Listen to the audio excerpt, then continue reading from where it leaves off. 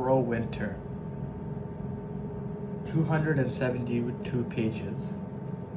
After reading this book, I found it very interesting. The story focuses mainly on grief, love, sadness, and feminism, and it's demonstrated throughout the book. The book was written by Karen McBride. She's a Algonquin Anishinaabe writer at a First Nations in what is now Quebec, the province of Quebec. She earned a Bachelor's of Arts in Music and English from the University of Ottawa and a Bachelor's of Education from the University of Toronto.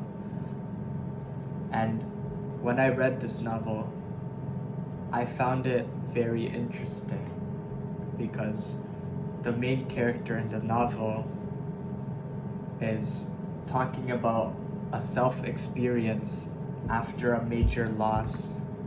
Her father, when he died from a disease, and she returned to see all his remains after the main character graduated from university and came back to live with her mother and her family. That's that.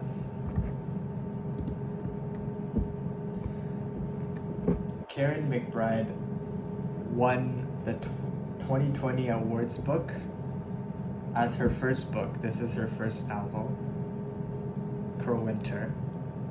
It's about Algonquin Anishinaabe, which is what she is. She's a First Nations, so her main character is from a perspective of a First Nations woman.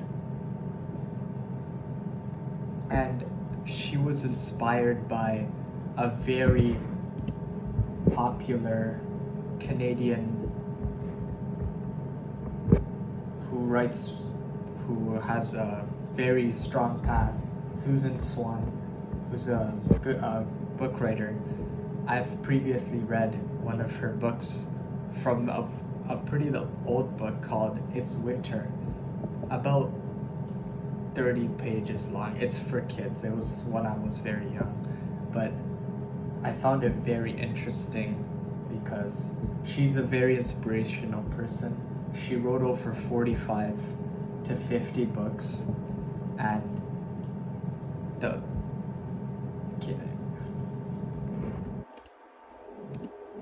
Karen McBride was inspired by Susan Swan, and after she published her book, it became very popular and a awards-winning book in 2020.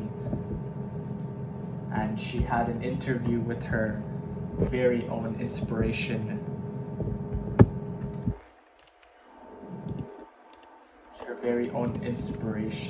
which was Susan Swan, where she got all her ideas and thoughts from.